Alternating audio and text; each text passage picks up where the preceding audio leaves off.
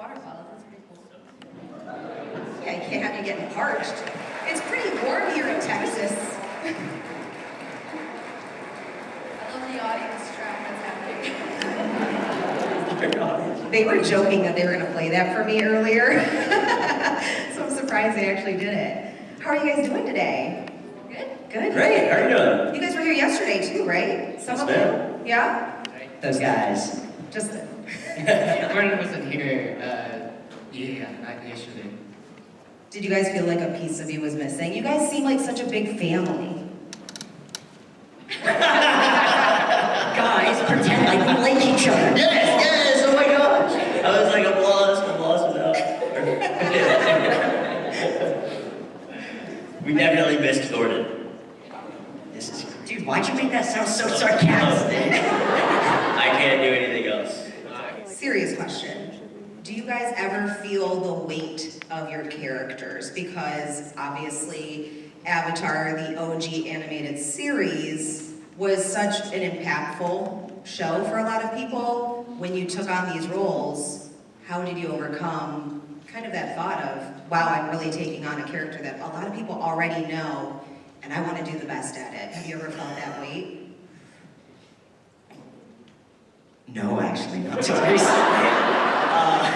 At the time, I was like 11 when I booked it and 12 when I shot it, so I was kind of just thinking, ooh, I get to go to work today.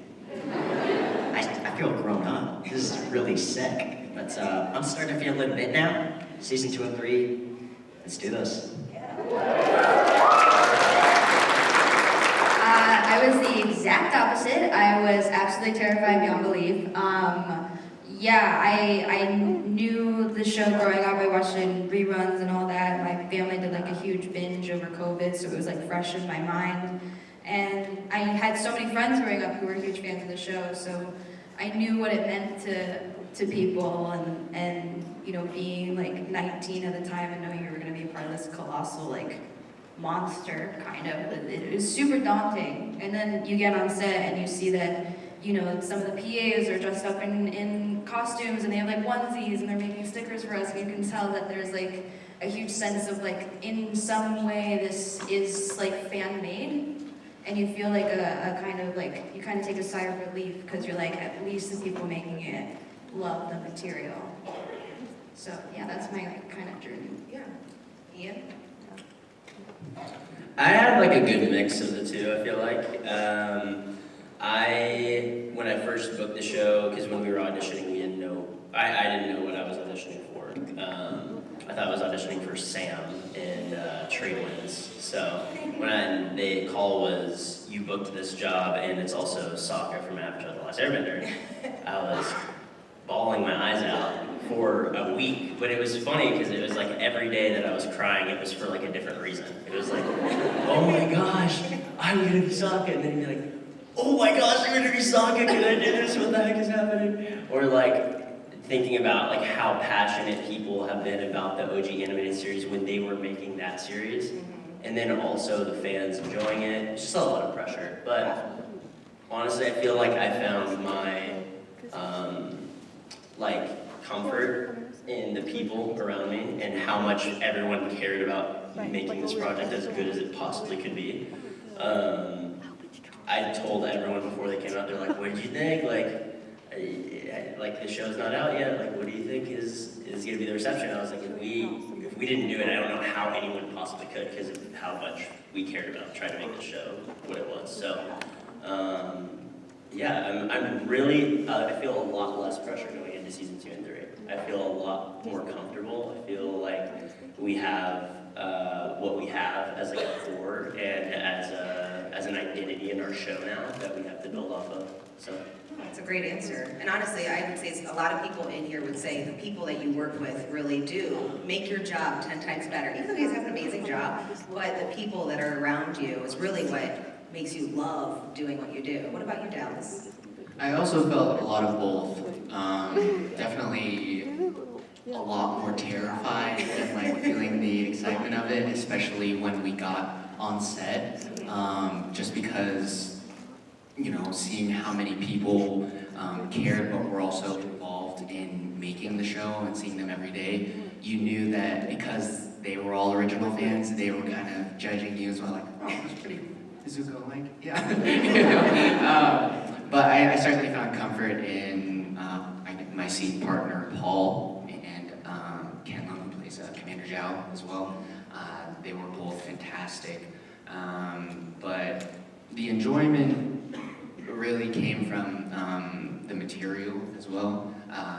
I really enjoyed shooting episode 6 in particular and getting to do a lot of the younger Zuko scenes just because, you know, as an artist, that's really the dream is to get to play like, you know, all the different sides to this human being, especially one as scarred as Zuko.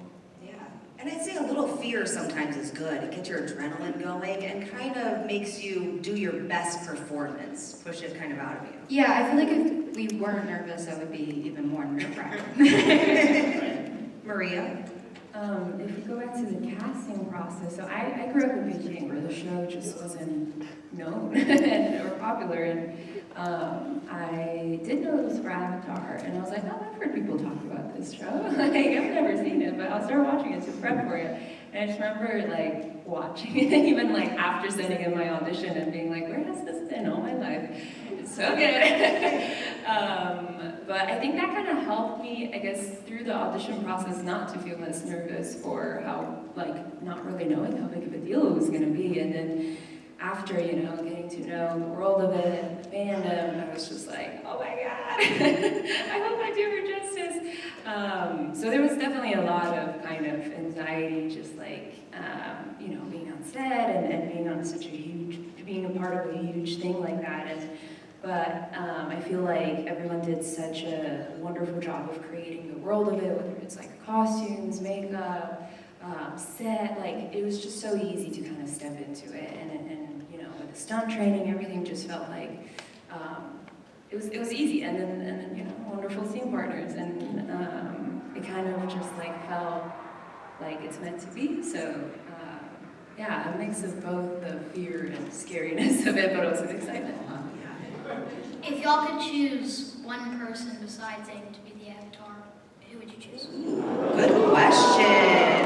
Good question. Me, obviously.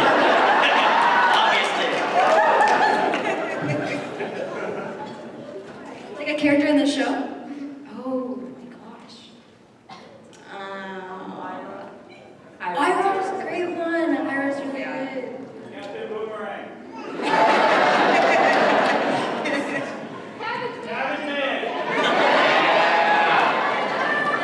Thank you.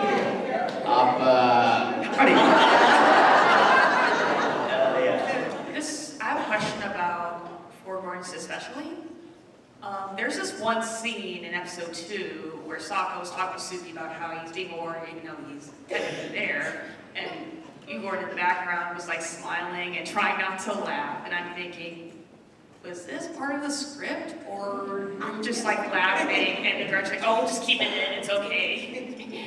You know, a lot of the things I did do that came up on the show were not on script. By that I mean, I don't mean lines, but a lot of stage directions. Like that laughing was just, I couldn't hold it in. That was Ian making them giggle. Yeah, I'm sure. That was like half the show, was like me behind the camera or in front of the camera, like trying to make them laugh.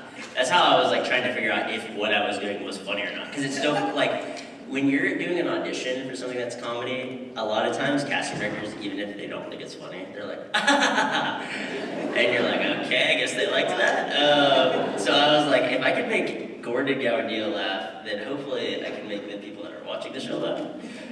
So no, they were definitely just laughing at me trying to flirt with a girl. Yeah. Thank you. Thank you. Thank you.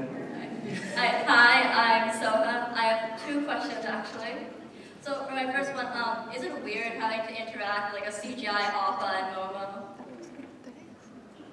Absolutely. The thing that, the little doll that they brought out to be Momo had real eyes. And it was soulless. And so scary. I still It's heavy too. It was heavy. And the hands were like made of like like rubber that was meant to feel like skin. It was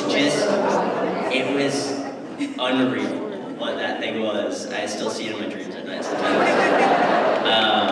Yes, absolutely. Hi. Hi, my name's Nova. I wanted to ask, do you guys have any specific songs that you associate with your character?